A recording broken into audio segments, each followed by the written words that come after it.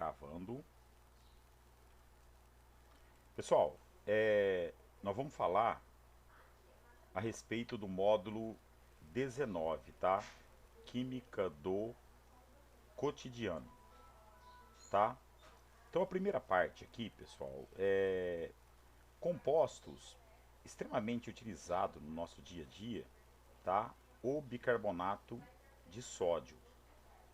O bicarbonato de sódio, ele é uma substância que quando ele entra em contato, ele é muito usado como antiácido estomacal, ele é usado como fermento químico, tá? Ele é uma mistura, o fermento, por exemplo, aquele pó royal, ele é uma mistura do bicarbonato de amônio com bicarbonato de sódio, bicarbonato de cálcio misturado, tá? Então, por exemplo, o bicarbonato de sódio, como que ele funciona? Esse cara, quando mistura com o ácido clorídrico que a gente tem no estômago, tá?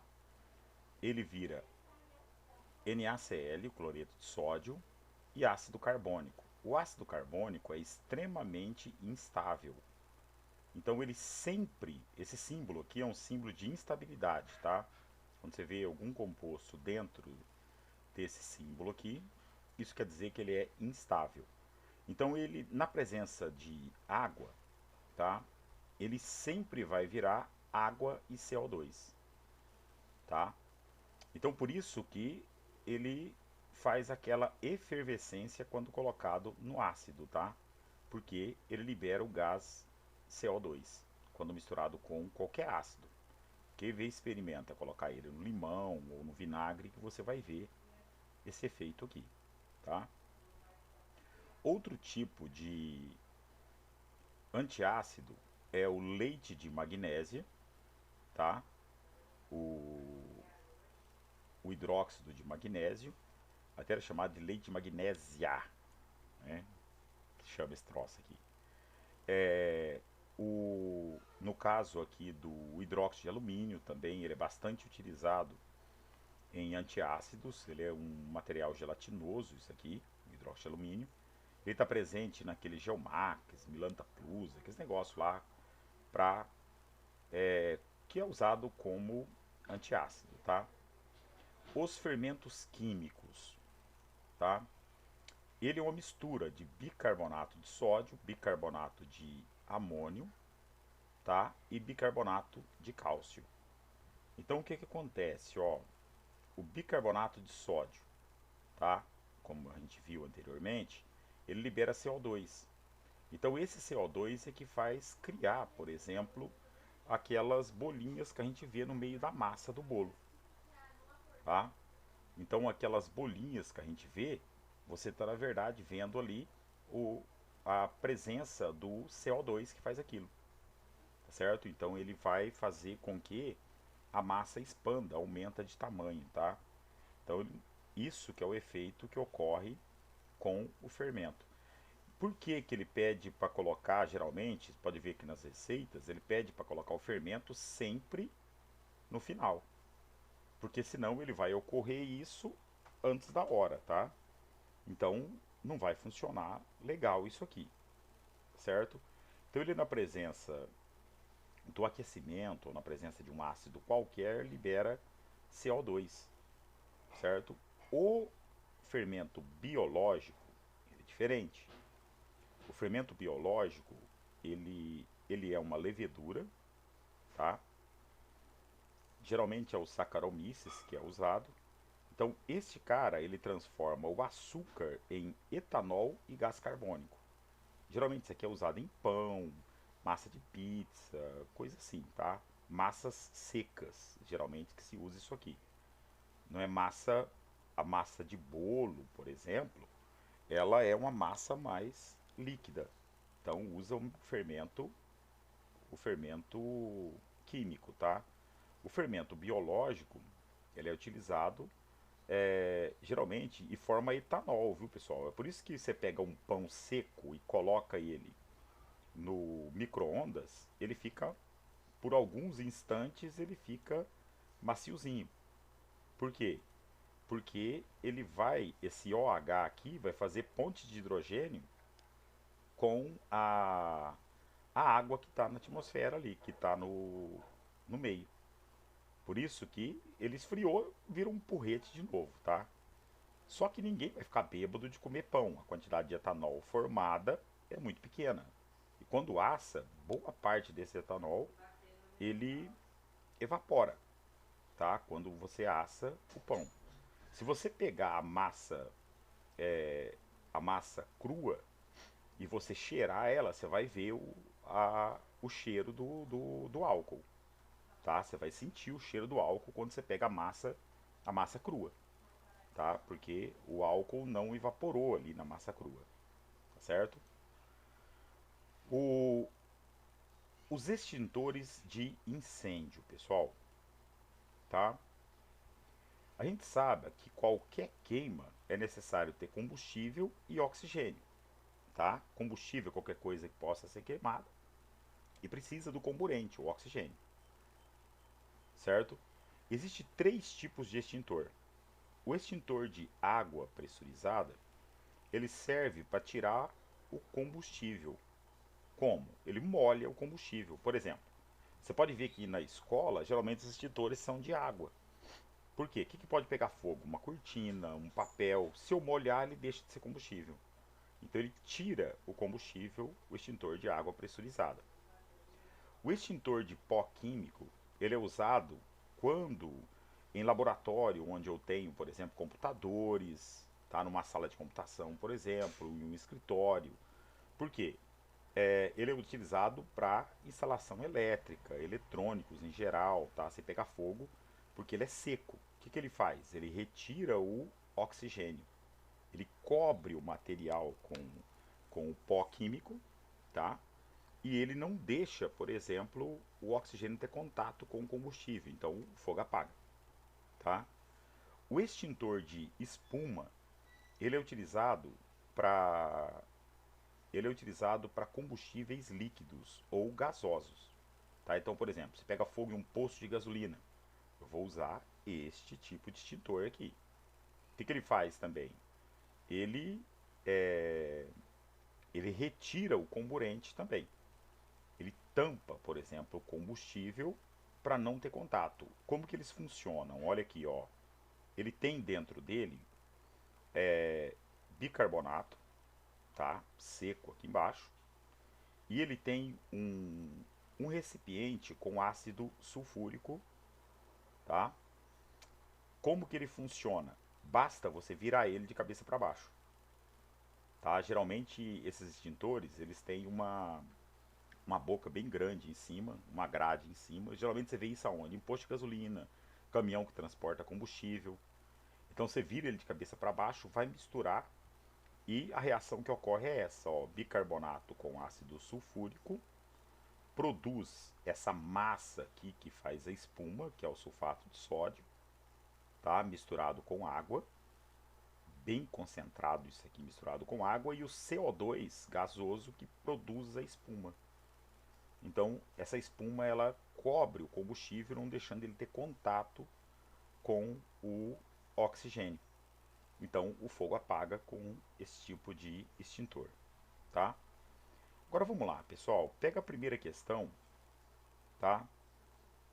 A primeira questão ele fala assim, ó. Deixa eu ver a página certinho aqui. Ó, primeira questão aqui. Tá lá na página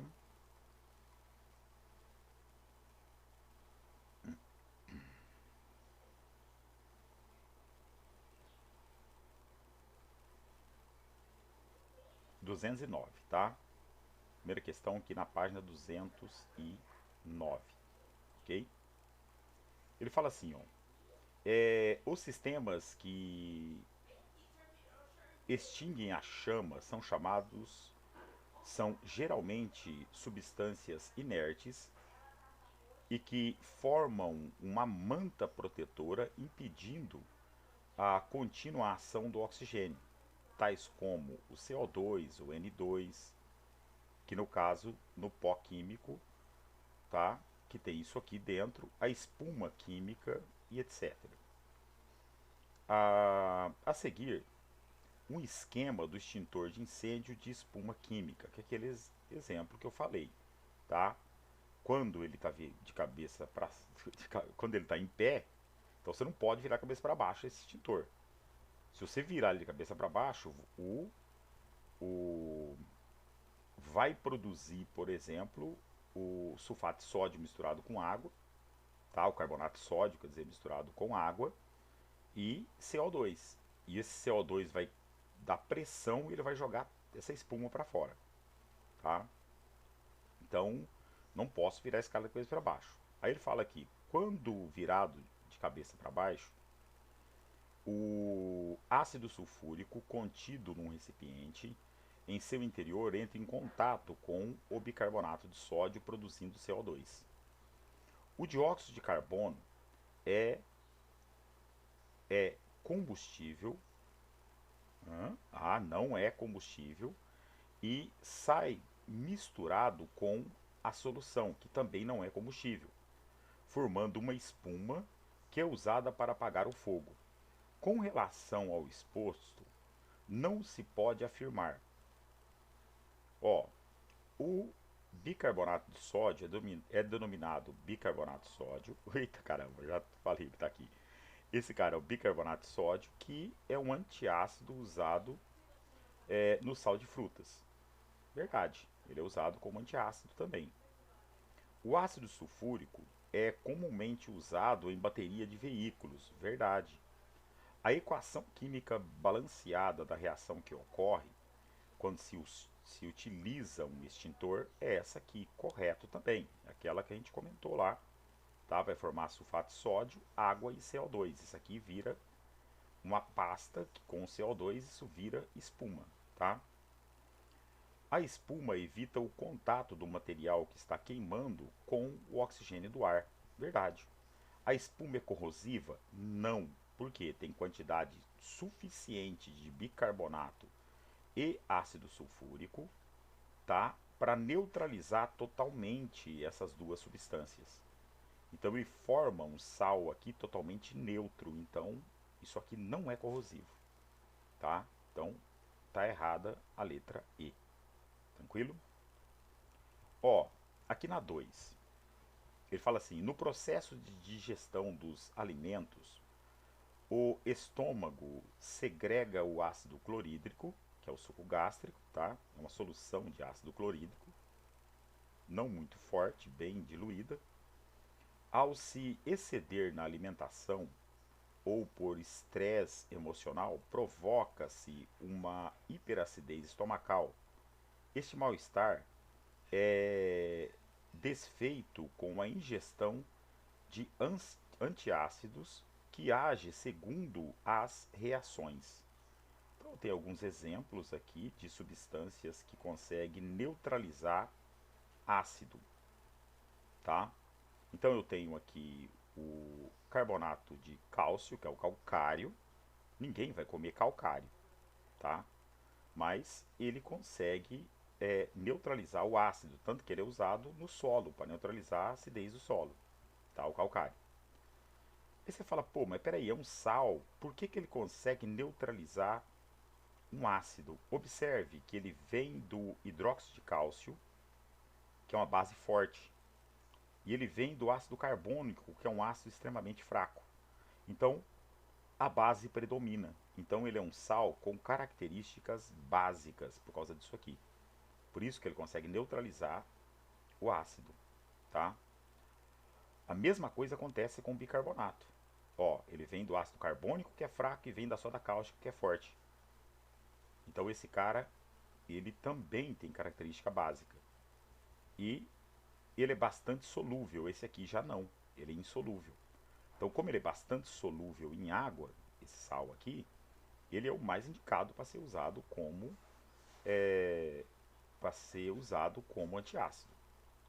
O óxido de magnésio, ele é um óxido com característica extremamente básica também, porque ele vem do hidróxido de magnésio, tá? E aqui está o próprio hidróxido de magnésio, que é o leite magnésio, que também ele é pouco solúvel, ele é uma base fraca, tá? Da família 2A são quase todas fortes. As fortes são só da família 1A, as bases, né? e da 2A, com exceção desse e o hidróxido de berílio, tá? Do hidróxido de magnésio e de berílio, que essas duas bases são fracas. Então, aqui eu tenho uma base, eu tenho um óxido e dois sais aqui, tá? Esse cara não é comum ser usado como antiácido, tá? Esses aqui até pode ser usado, isso aqui é muito insolúvel. Esse também não é grande coisa a solubilidade dele, mas só que ele não é tóxico, esse também não. Nenhum dos três é tóxico, mas ninguém vai comer calcário, tá? Então, pode-se afirmar, a, a familiar efervescência pode ver, ó, este libera gás, este libera gás. Esses dois não. Então, esses dois aqui vão ter efervescência, tá? Quando colocados no ácido. Então, a familiar efervescência de alguns antiácidos deve ao desprendimento de água. Não, é por causa do desprendimento do CO2, tá? Então tá errado, tá? Dá pra ver aqui, ó, por causa do CO2. Tranquilo? O componente ativo do antiácido na reação 2, tá falando aqui, tá? É o carbonato de sódio. Não, pessoal, é o bicarbonato de sódio, que é o hidrogenocarbonato. Carbonato de sódio não tem aquele H ali no meio. Na2CO3, tá? Esse cara aqui, ó, carbonato de sódio é esse cara aqui, ó, que eu mostrei lá na reação do esse. Não, esse é o sulfato de sódio, mas é parecido, tá? Ó, esse é o sulfato de sódio, tá? O bicarbonato, o carbonato de sódio seria o CO3 aqui ligado ao Na2, tá? Esse sim seria o carbonato, tranquilo? Então, não é o carbonato, é o bicarbonato. Na reação 4, o antiácido é um óxido. Ó, não, ele é uma base. Na 3 sim é um óxido, tá? Ácidos são neutralizados por bases. Nas reações apresentadas, somente na 4 contém uma base. Nas demais, agem como se fossem base. Verdade, pessoal. A única que é uma base é o hidróxido de magnésio. Esse é um óxido, esse é um óxido básico, um sal básico e um sal básico. Tá? Por que eles são básicos mesmo? Vamos lembrar? Porque ele vem de uma base forte com ácido fraco. Base forte com ácido fraco. Tá? E no caso, todo óxido ligado a metal, ele é considerado, ele consegue neutralizar ácido. Todo oxigênio ligado a metal, tá? Se tivesse ligado, isso aqui, por exemplo, é um óxido também. A água é um óxido. Só que este óxido é um óxido ácido. Esse cara, quando eu coloco na água, ele vira o ácido carbônico, que é aquele ácido fraquinho, tá? Então esse óxido é um óxido ácido, tá? Os ligados com não metais são considerados ácidos, tá? E existe alguns que não reagem de jeito nenhum com água, que são só três. É o CO, tá? Que é o monóxido de carbono, o NO, que é o monóxido de nitrogênio, e o N2O, que é o monóxido de dinitrogênio.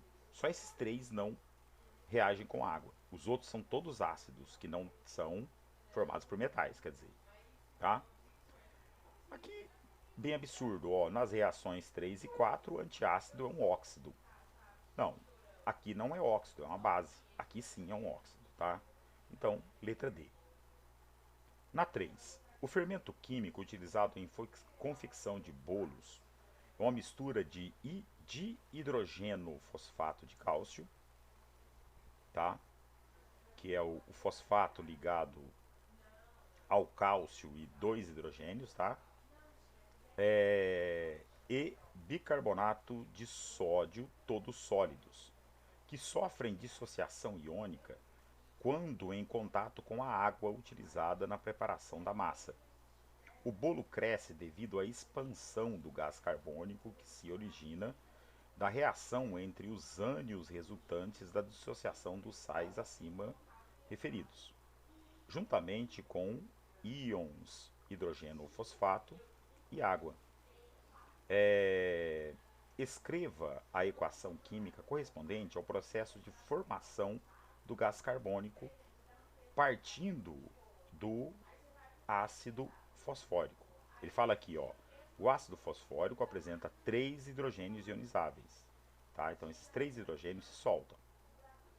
Então veja bem, moçada, o processo que ocorre é esse, ó. Eu tenho dihidrogênio fosfato de cálcio, tá? Que é esse composto aqui, tá? Este cara aqui, ele vai dissociar formando esses dois íons aqui, o íon cálcio e esse íon aqui, certo?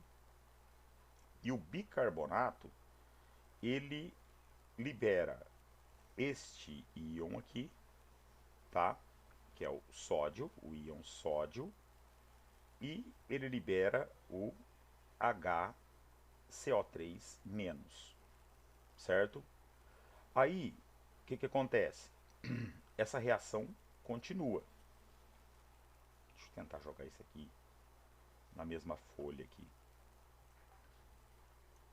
Eita caramba.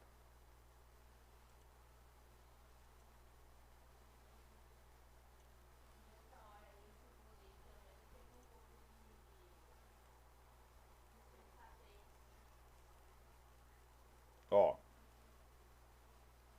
como está dizendo para vocês, esses dois íons aqui que formou, tá? Este íon com este íon, eles reagem entre si, tá? Onde que um hidrogênio vem para cá, tá? Um hidrogênio vem para cá, um desses dois hidrogênios aqui, ele vem para cá, tá? Formando o ácido carbônico. O que o ácido carbônico vira? Sempre ele é instável, ele vira água e CO2, tá? Formando esse íon e a água e o CO2. Então, dessa forma, o CO2 é gás, né? Ele faz a massa crescer, certo? Por isso que pede para colocar isso aqui só no final, porque senão ele vai crescer antes da hora, vai atrapalhar a formação do bolo lá, tá certo? Não vai crescer o bolo, vai murchar, virar um regaço, tá? Depois eu vou postar isso lá, vocês copiam, tá? A4. Há milhares de anos, o homem faz uso da biotecnologia para a produção de alimentos como pães, cervejas e vinhos, tá? Que são, no caso da cerveja, do vinho, são bebidas fermentadas, tá? Não são destiladas, são bebidas fermentadas. Então usa-se fermento. Na fabricação de pães, por exemplo, são usados fungos unicelulares, chamados de leveduras, que são comercializadas como fermento biológico. Eles são usados para promover o crescimento da massa, deixando-a leve e macia.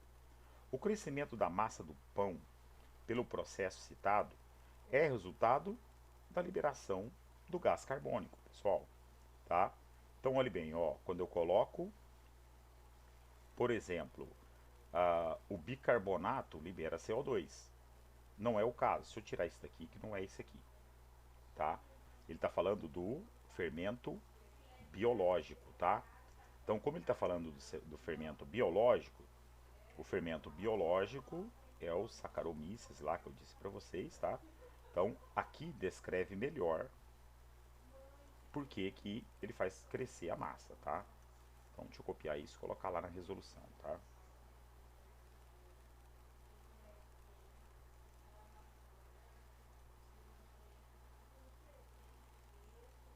Tá? Então, aqui descreve melhor.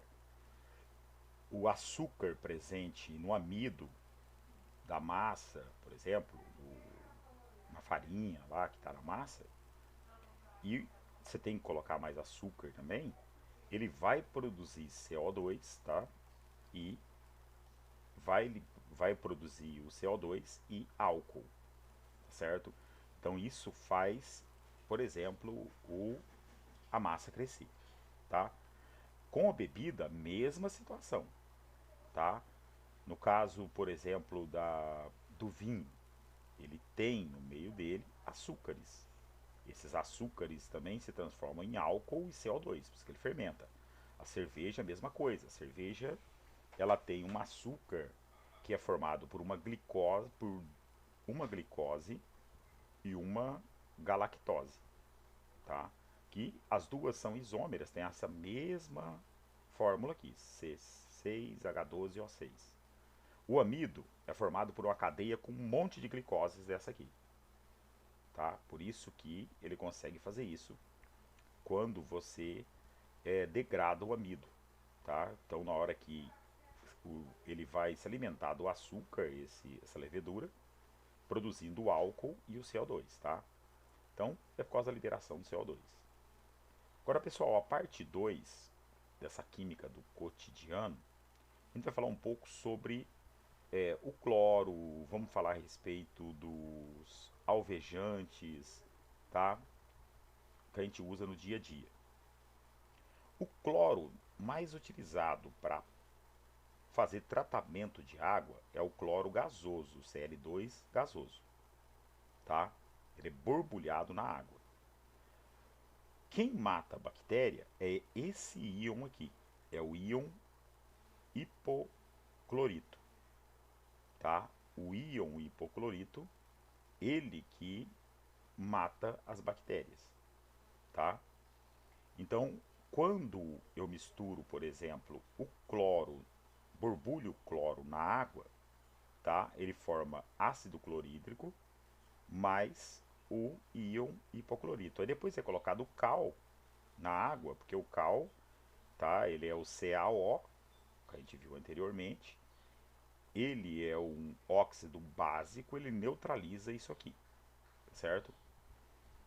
A água sanitária, pessoal, tá? Aqui eu estou falando do cloro gasoso, a água sanitária.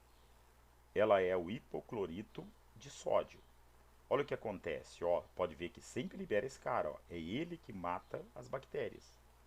Tá? A água sanitária tem 10% de hipoclorito no meio dela, tá? De 10 a 20, tá? 10 a 20%,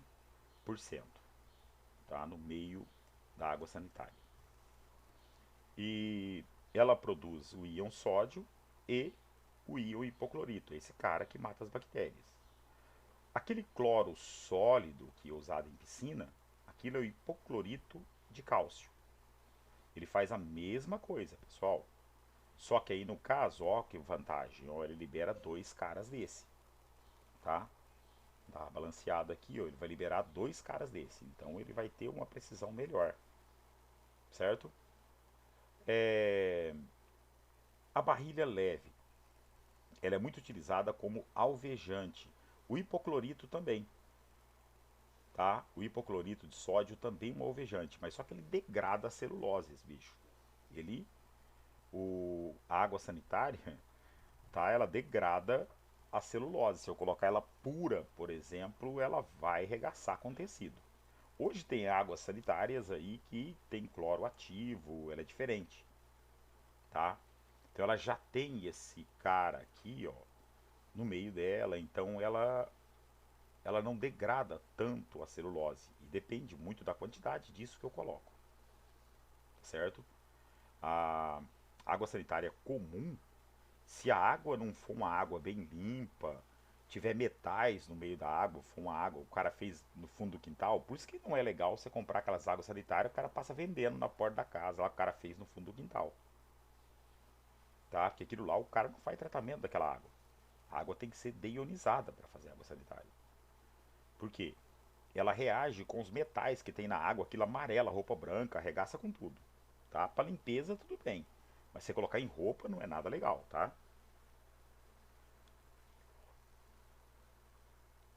Beber uma aguinha aqui que o calor tá bravo, moçada. Ó, o, o carbonato de sódio, que é a barrilha leve, tá? Ela tem um caráter levemente básico. Por quê? Isso aqui vem da soda cáustica, isso aqui do ácido carbônico, tá? Ela é utilizada também para clarear água de piscina. O pessoal usa isso aqui para a barrilha, para clarear água de piscina, tá? E ela é usada também como alvejante, tá? Para clarear tecidos, para clarear, por exemplo, madeira, coisa assim, tá? A celulose, né, no geral. A soda cáustica, tá?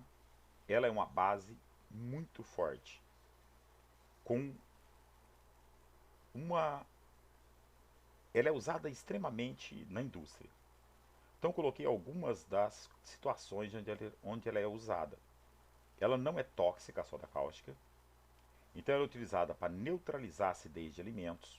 É claro que colocada em quantidade correta, você não pode colocar mais para ela ficar lá no meio. Ela tem que reagir e virar sal, tá? Ela é usada em produtos para desentupir pia, vaso sanitário. Ela é usada para fabricação de sabão, tá? Limpeza de tubulação industrial, tá? Ela é extremamente utilizada na indústria, tá? Ela é produzida, moçada, em grande escala com processo de eletrólise da água do mar. Então é extremamente barato a, a soda cáustica. Ela é extremamente barata, que eu consigo produzir ela em grande quantidade com uma pequena quantidade de energia, tá? Fabricação da sabão.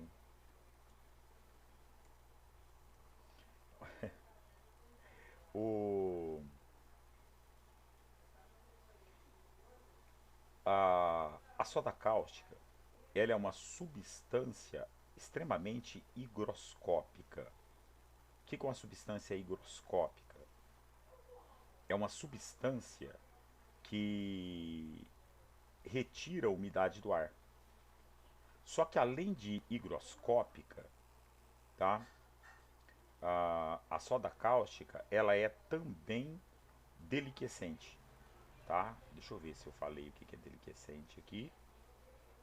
Ah, falei. Tá aqui. Então veja bem, moçada.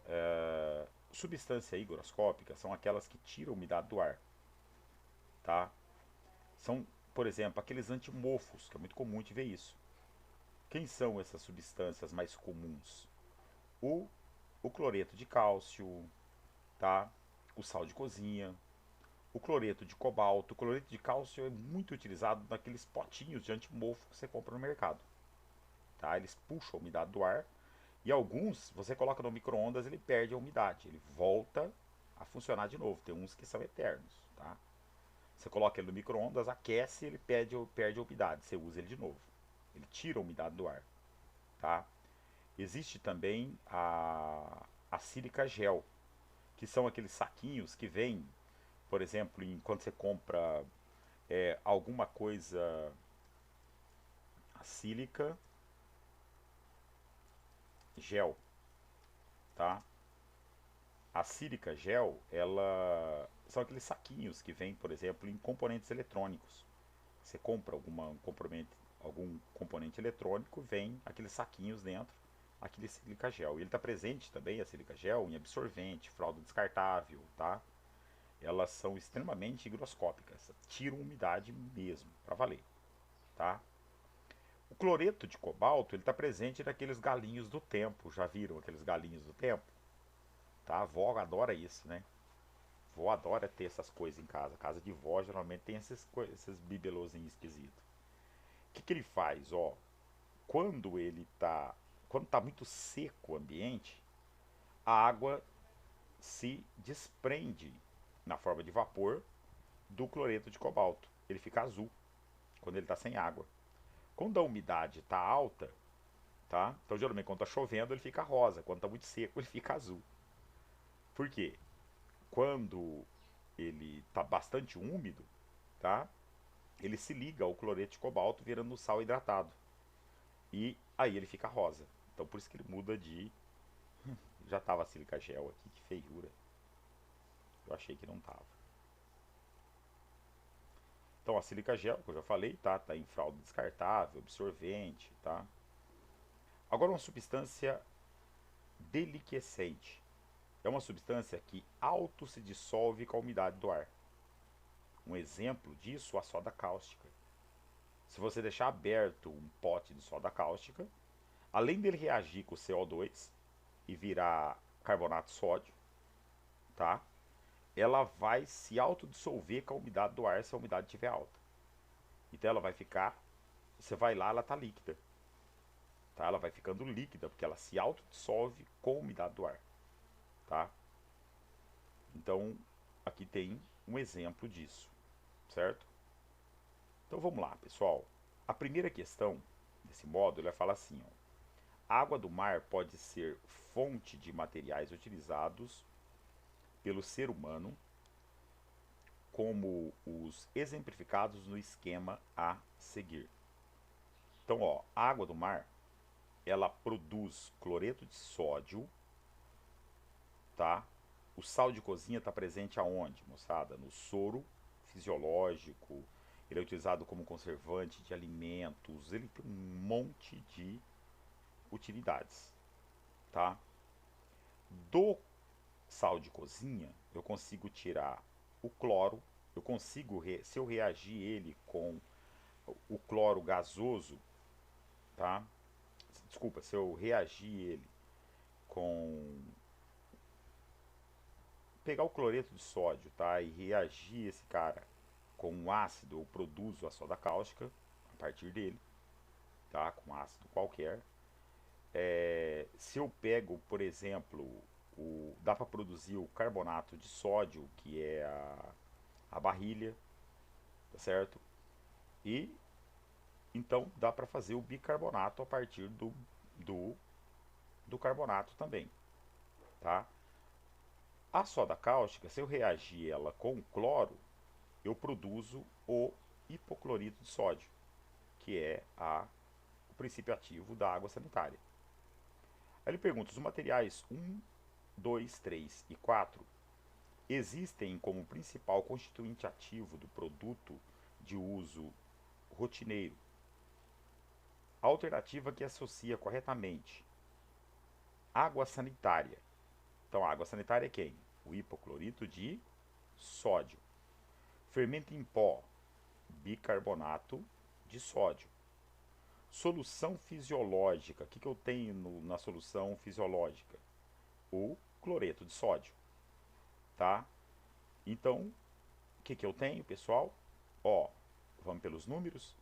Eu tenho, pela ordem que ele me deu, ele falou primeiro na água sanitária, então 3, o 4 e o 1. Tá? Então 3, 4 e 1, letra C. Tá? Aqui, a soda cáustica pode ser usada no desentupimento de encanamentos domésticos e tem em sua composição o hidróxido de sódio como principal componente, além de algumas impurezas.